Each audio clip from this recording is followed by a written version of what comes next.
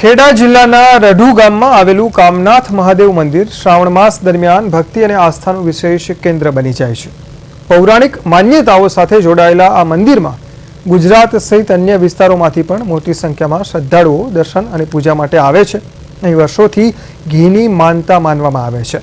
શું છે આ માનતા પાછળનું કારણ અને શું છે મંદિરની વિશેષતા, આવો જોઈએ। ખેડા જિલ્લાના રઢુ ગામમાં આવેલું કામનાથ મહાદેવ મંદિર શ્રાવણ માસ દરમિયાન ભક્તો માટે વિશેષ આસ્થાનું કેન્દ્ર બની જાય છે। લોકવાયકા મુજબ રઢુને ભારતનું બીજું કાશી વિશ્વનાથ તરીકે ઓળખવામાં આવે છે। અહીં 5 નદીઓ વાત્રક, સેઢી, મેશ્વો, માઝમ અને સાબરમતીના સંગમને કારણે આ સ્થળનું ધાર્મિક મહત્વ વિશેષ માનવામાં આવે છે। આશરે 600 વર્ષ જૂનું હોવાનું માનવામાં આવતું કામનાથ મહાદેવ મંદિર તેની અનોખી ધાર્મિક પરંપરાઓ માટે જાણીતું છે। મંદિર સાથે જોડાયેલી માન્યતા મુજબ અહીં મહાદેવ જ્યોતિ સ્વરૂપે વિરાજમાન છે। આ જ શ્રદ્ધા સાથે ભક્તો પોતાની મનોકામના પૂર્ણ થાય તે માટે શુદ્ધ ઘી અર્પણ કરે છે। ભક્તો દ્વારા અર્પણ કરવામાં આવતું ઘી મંદિરના ભંડારમાં એકત્રિત કરવામાં આવે છે અને તેનો ઉપયોગ અખંડ જ્યોત, દીવા અને આરતી તથા હવન યજ્ઞ માટે કરવામાં આવે છે। મંદિર 650-700 વર્ષ પુરાણું મહાદેવજીનું મંદિર। એમાં જે પહેલો રૂમ ભરેલો છે એમાં કોઈ 100 વર્ષ જૂનું, કોઈ 200 વર્ષ જૂનું, 300 જૂના, 200 જૂના ઘીના ભંડાર ભરેલા છે। 4 રૂમ ભરેલા છે, ટોટલ 2000 માટલા। આ ઘી જે તમે જોઈ રહ્યા છો બહાર બધું પડ્યું, આ બે અખંડ જ્યોતિ જે ચાલી રહી, ભગવાન શિવ અને માતા પાર્વતીની અખંડ જ્યોતિ, એમાં 24 કલાકનું 8 થી 10 કિલો અખંડ જ્યોતમાં વપરાય। બાર અખંડ યજ્ઞ અત્યારે ચાલી રહ્યું બ્રાહ્મણો દ્વારા, ઓમ નમઃ શિવાય સ્વાહા, ઓમ નમઃ શિવાય સ્વાહા મંત્રથી ઘીની આહુતિ જે આપી રહ્યા। એમાં રોજનું સવારે 6 થી સાંજના 7 વાગ્યા સુધી 60 થી 70 કિલો ઘી એમાં વપરાય। ગામના અમારા જે 4-5 બીજા દેવી દેવતાઓના મંદિર છે એમાં દીવાબત્તીમાં આ મંદિર 700 વર્ષ પુરાણું જૂનું છે। એનું ઘીનો ભંડાર એ કે દીવામાં જ વપરાય છે આ ઘી, અને દીવો પુનાથી લાયેલા, પુનાથી, હા, એક પટેલ લાયેલા ઘી દીવામાં જ વપરાય છે, બીજે ક્યાંય નહીં। બસ યજ્ઞ કરે અને દીવા કરે। આ તે કઈ વપરાતું નથી। આ જૂનું 700 વર્ષ પહેલાની આ મોટી રૂમ છે એમાં છે। ના ના ના, કશું જ નહીં, કશું જ નહીં, ના ખાવા નહીં, દીવા નહીં, આ તો આપણા હાથે ના બોરાય। કામનાથ મહાદેવ મંદિરની સૌથી વિશેષ બાબત અહીંની અખંડ જ્યોત અને તેની સાથે જોડાયેલી ઘીની પરંપરા છે। મંદિર સાથે જોડાયેલા લોકોના જણાવ્યા મુજબ વર્ષોથી અખંડ જ્યોત પ્રજ્વલિત છે। આ જ્યોત માટે દરરોજ આશરે 7 થી 8 કિલો જેટલું ઘી વપરાતું હોવાનું જણાવવામાં આવે છે। શ્રાવણ માસ ધાર્મિક અનુષ્ઠાનોનો વ્યાપ વધતા ઘીનો ઉપયોગ પણ નોંધપાત્ર રીતે વધી જાય છે। મંદિર ખાતે વિશેષ જપાત્મક અને હોમાત્મક યજ્ઞનું આયોજન કરવામાં આવે છે। યજ્ઞ દરમિયાન શુદ્ધ ઘીની આહુતિ આપવામાં આવે છે। મંદિર સાથે જોડાયેલા લોકોના જણાવ્યા પ્રમાણે શ્રાવણ માસ દરમિયાન રોજ આશરે 70 થી 80 કિલો જેટલું ઘી વપરાય છે અને ભક્તો દ્વારા માનતા રૂપે અર્પણ કરવામાં આવતા ઘીનો ઉપયોગ ધાર્મિક કાર્યોમાં જ કરવામાં આવે છે।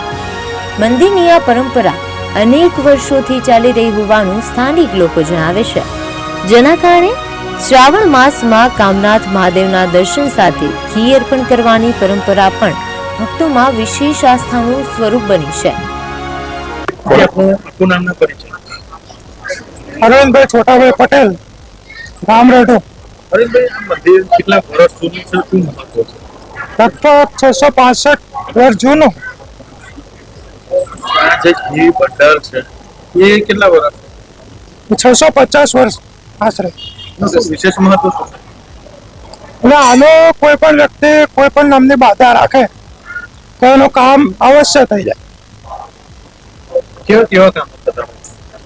કામ તો સામાજિક પ્રસંગો બધાય, લગ્ન હોય, શ્રીમંત હોય, કોઈ પણ સામાજિક કાર્ય હોય તો પાર પડી જાય। ક્યાંથી આવે છે લોકો દર્શન કરવા? દૂર દૂરથી, એને કોઈ સીમા જ નહીં। ગુજરાત સિવાય આઉટ સ્ટેટમાંથી પણ ઘણા બધા લોકો આવે।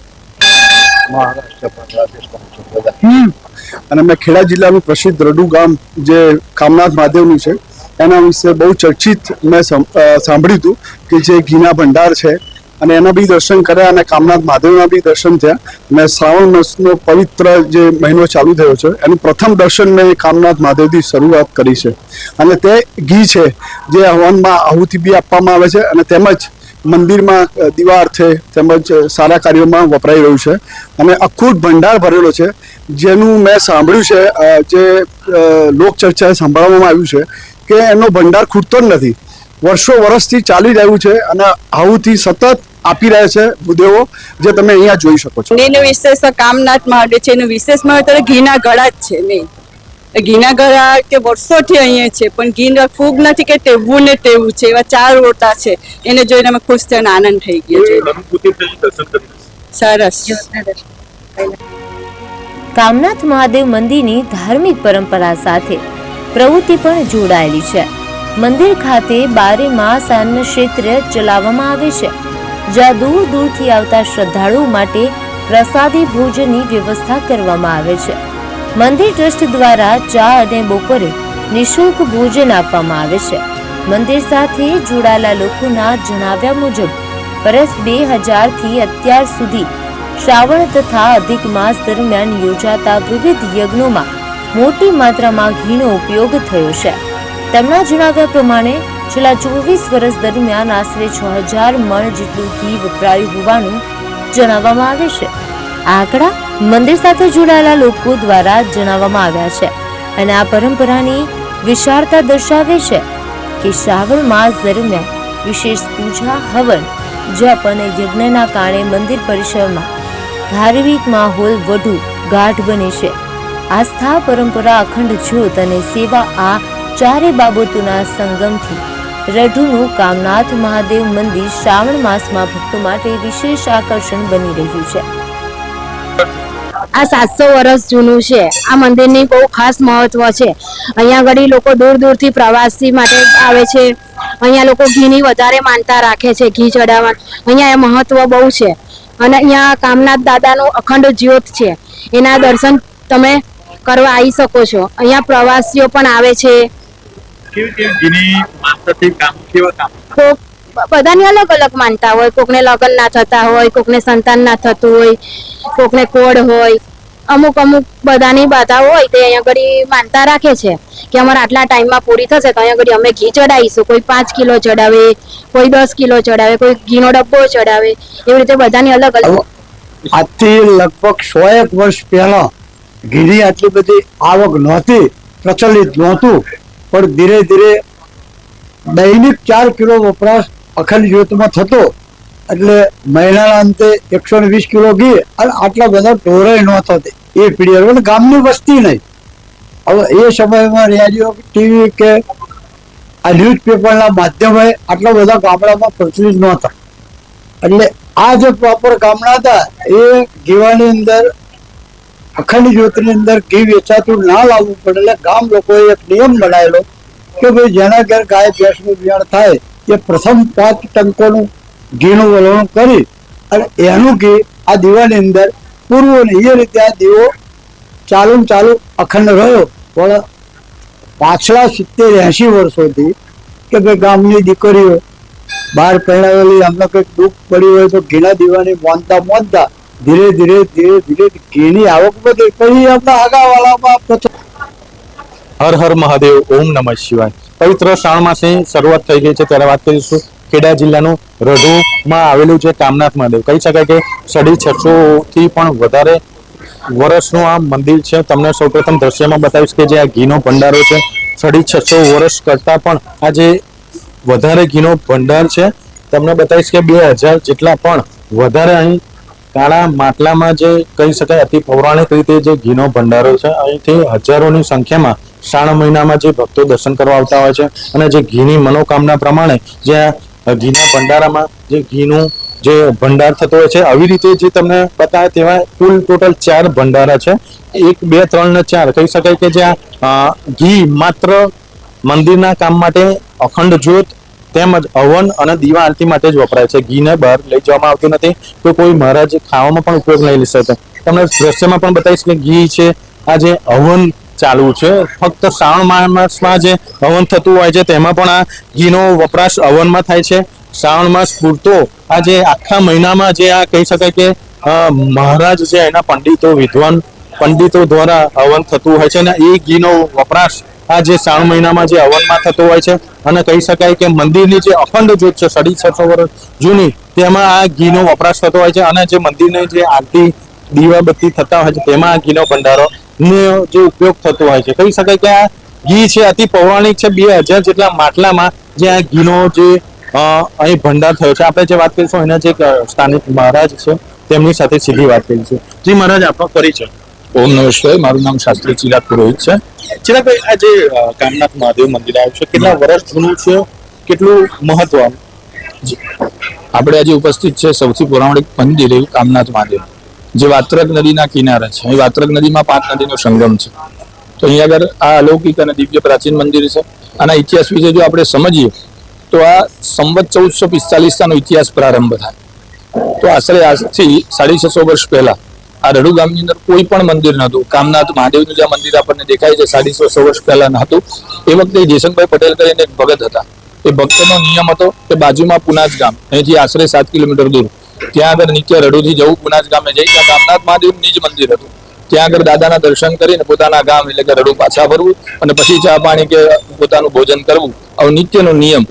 દરરોજ આવું પ્રકરણ ચાલ્યું, આવું દરરોજ નિત્ય ચાલતું હતું ભક્તિપૂર્વક. પણ એકવાર એવું થયું નદીમાં પાણી ખૂબ આવ્યું અને ખૂબ પાણી આવવાથી સામે પુનાજ ગામે મંદિરે કામનાથ મહાદેવના નિજ મંદિરે દર્શન કરવા નહીં જઈ શક્યા. પણ નિયમ એવો હતો કે દાદાના દર્શન કર્યા વગર અનાજ ન લેવું. એટલે એમણે ઉપવાસો ચાલુ કર્યા. એમણે ઉપવાસનો પ્રારંભ કર્યો. 1 દિવસ 2 દિવસ એવી રીતે 8 દિવસના ઉપવાસ થયા અને 8મા દિવસે ભગવાન સ્વપ્નમાં આવ્યા અને સ્વપ્નના માધ્યમથી આવી અને ભગવાને એમને રાત્રે જણાવ્યું કે તું મને એક દીવો પ્રગટાવીને લાવ, જેથી અહીંયા આગળ હું રડુ ગામમાં આવીને બિરાજમાન થઈ જઈશ. આવી વાત કરી સવારે ઉભા થયા. જ્યાં નદીઓમાં જે પાણી ઉતરી ગયું ત્યાં જે દીવો પ્રગટાવી અને અહીંયા રડુ ગામની અંદર લાવ્યા. આજે તમને જે જગ્યાએ દીવો દેખાય છે દાદાની અખંડ જ્યોત, એ જ જ્યોત અહીં સ્થાપિત થઈ. પછી નિયમ થયો કે આ જ્યોતને ચાલુ રાખવા ઘીની જરૂર પડે. પહેલા રડુ ગામની અંદર પશુધન ખૂબ, જ્યારે જેની પણ પહેલા કહેવાય કે ગાય વાય ભેંસ વાય તો એનું પહેલું શુદ્ધ ઘી આપણે દાદાના દીવામાં આપીશું એવું ગામ લોકોએ નક્કી કર્યું. જેને જેને આ ઘી દાદાના દીવામાં અર્પણ કર્યું અને ધીરે ધીરે મનોકામના પૂર્ણ થઈ, એની ઉન્નતિ થઈ, એની પ્રગતિ થઈ. ત્યારથી નક્કી થઈ ગયું ભક્તોના મનમાં કે જે કોઈ વ્યક્તિ આ દાદાના અખંડ જ્યોતમાં ઘી પૂરે એની મનોકામના પૂર્ણ થાય. જ્યારથી આ ઘીની બાધા છે, જે કોઈ વ્યક્તિ ઘીની બાધા માને એની મનોકામના પૂર્ણ થાય. આશરે આ 1,00,000 કિલો કરતા પણ વધારે અત્યારે ઘી છે અને આ ઘી અખંડ છે. આ ઘી ક્યારે બગડતું નથી. મુખ્ય અહીંયા કહેવાય કે જોવા જેવું અને આશ્ચર્ય એ છે કે આપણા ઘરે ઘી હોય તો 2-4 મહિનામાં બગડી જાય. આજે આ 650 વર્ષથી પરંપરા છે, ઘણું જૂનું ઘી છે, પણ આજે ક્યારેય પણ એમાં દુર્ગંધ મારતી નથી, એની અંદર ક્યારેય કીડી મકોડો આવતો નથી. અને એ દાદાનું ઘી એવું ને એવું સત એટલે કે સચવાયેલું છે. એ કળિયુગમાં સૌથી મોટો ચમત્કાર છે. શેમાં વપરાય છે ઘી? આ ઘીનો ઉપયોગ આપણે અખંડ જ્યોતની અંદર, દીવાની અંદર, આ યજ્ઞની અંદર અખંડ યજ્ઞ અહીંયા આગળ આપણે જોઈ શકો છો કે હમણાં જોયું તેમ અખંડ યજ્ઞ છે. ઓમ નમઃ શિવાય સ્વાહા. અને આ યજ્ઞની અંદર ઘી વપરાય છે. આશરે આ ઘી આશરે 70 કિલો ઘી આ દરરોજનું વપરાય છે. પણ આજ દિન સુધી ક્યારે આપણે લાવવું પડ્યું નથી ને ઘી ક્યારે ખૂટતું પણ નથી. અને આ દાદાનો સૌથી મોટો પ્રચાર છે અને સૌથી મોટો દાદાનો સાક્ષાત્કાર છે. જી મહારાજે જણાવ્યું તેમ કે આ જે 650 વર્ષ જૂનું જે આ ઘી છે દુર્ગંધ નથી મારતું અને 2000 જેટલા માટલામાં જે ઘી છે રોજનો શ્રાવણ મહિનામાં જે હવનમાં 70 થી 80 જેટલું ઘી હવનમાં વપરાય છે ને તે દુર્ગંધ પણ નથી મારતો. પ્રતિક પ્રદેશ 24 ગુજરાતી સાથે રઘુ